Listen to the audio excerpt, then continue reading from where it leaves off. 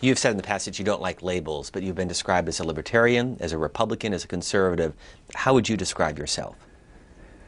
Well, when people would bring that up and use one of those terms, I probably would have no objection. I am a Republican. I'm conservative, very conservative in my social beliefs, so I want to conserve the basic thrust of our Constitution, to that.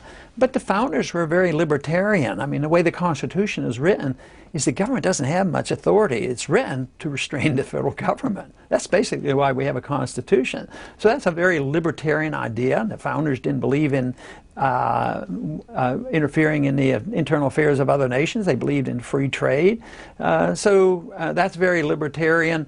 If somebody just say, what is the word that you would use, I'd probably say a constitutionalist in this, because that's the oath of office I take.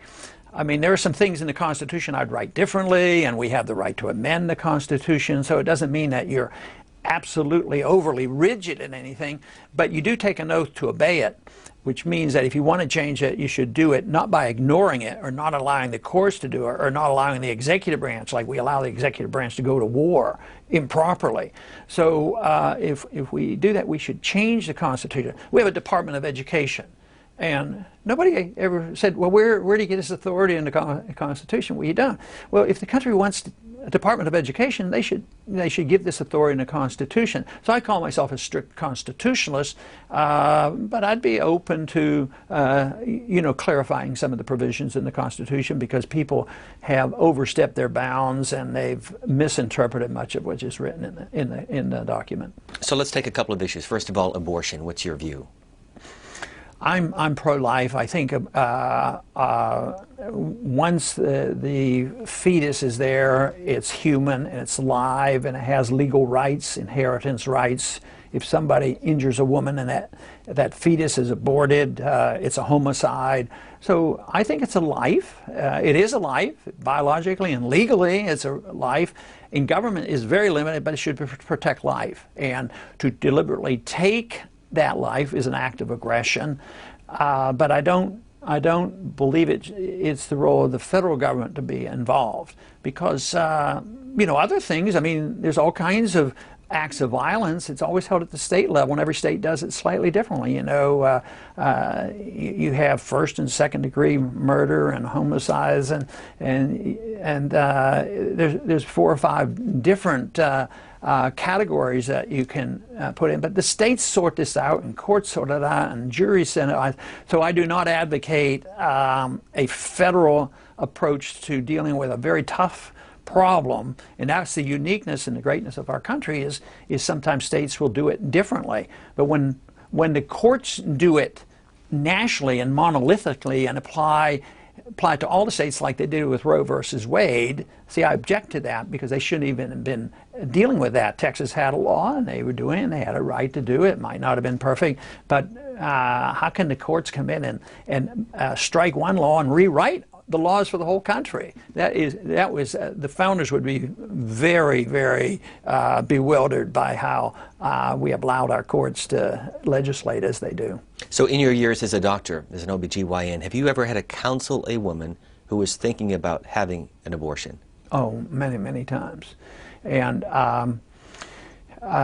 when I was in practice first, the subject rarely came up. I came to Congress for 4 terms, then I went back to practice. But that was in the late 70s, early 80s. But by the time I went back, culturally, things had changed.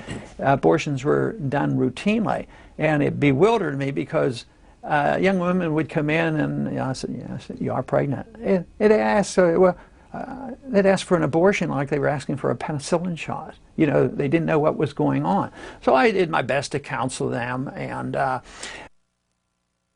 it was after I went back in 1984 that the ultrasound became more prevalent. So I got an ultrasound, and it's a great medical instrument, and yet the ultrasound serves a purpose to show a young woman, anybody, what is there in the first or second or third week even, and then a lot of them would have second thoughts.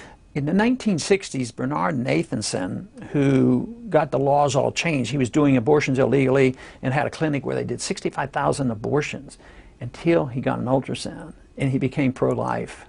He says, you know, I didn't, even though he was an OB/GYN doctor, he started seeing the heartbeat and the fingers and the toes and the sucking the fingers at an early age, that all of a sudden he says he couldn't do them anymore. During that period of time, actually he was an atheist, and then he converted to Christianity and became part of the Right to Life group. He's passed away recently, but he's an interesting person because he was such a strong supporter of abortion, but the ultrasound changed it. So I think that was part of what was happening in my medical practice. When you show somebody actually what is there, they might have second thoughts. A couple of other issues, foreign policy. Is there a Ron Paul doctrine when it comes to U.S. foreign policy? I don't think I'd call it a Ron Paul doctrine, but I'd call it an American doctrine that has been our tradition and was advised to us by our founders, and which is granted to us by our Constitution. We have no authority to go in and nation build. We have no authority to get involved in internal affairs of other nations. We have authority to have a strong national defense. But I would say there has been nothing that we have done militarily since 1945 that had essentially anything to do with defending this country. Matter of fact, it has made our defense a lot worse, and it's bankrupted our country. But that's, I think that's part of what our traditions were, and the founders' strong advice: stay out of these entangling alliances. Even as recently as the year 2000, George Bush ran on a humble foreign policy and no nation building. But what happened? You know, we're still into it. Then Obama was the peace candidate, you know, this last go around. So the first thing he did was send a lot of troops to Afghanistan, and now he's wondering when is he going to bring them back, and I'll bring a couple back this week and a couple next week. So the foreign policy that I advocate, I call it a pro-American constitutional foreign policy.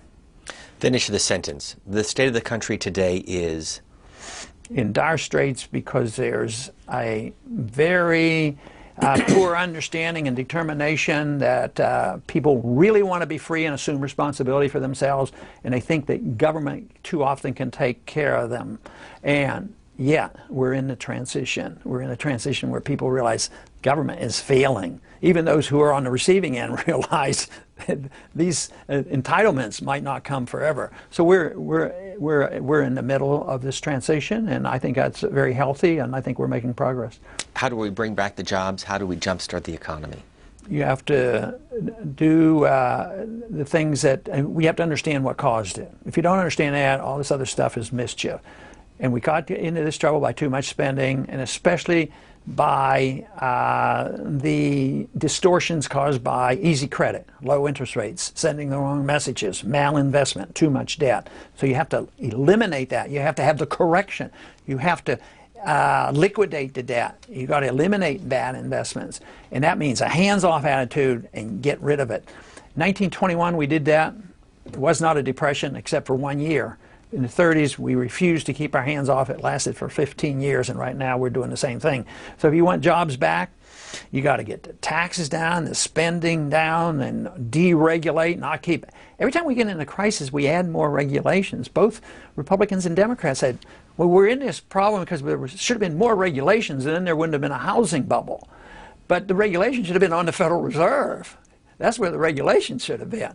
So, but if you just accept free market principles and provided freedom to the people and right to keep what they earn, even if we lost everything we had today, I think within a year we'd be very wealthy again. And the younger generation that I talk to understand this because all they see is a burden of financing these wars. They can't get jobs, and how are they going to pay for these people who are receiving on the entitlement? So I think I just understand how a free society works, because the freer the society, the more prosperous it is.